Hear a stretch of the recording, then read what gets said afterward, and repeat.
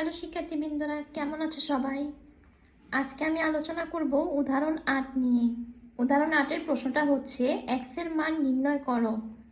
ক এর প্রশ্নটা হচ্ছে log 10 বেস x ইকুয়াল -2, আর খ নাম্বার হচ্ছে log x 324 ইকুয়াল 4। এই দুইটা থেকে x এর মান বের করার জন্য বলা হয়েছে। প্রথমেই ক নাম্বার প্রশ্নটা দেখা যাক।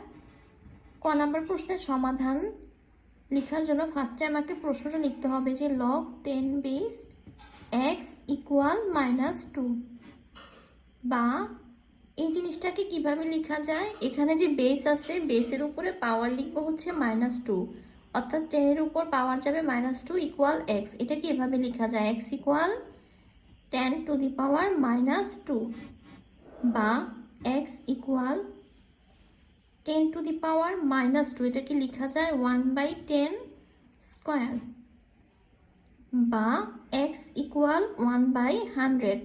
10 স্কয়ার মানে হচ্ছে 100।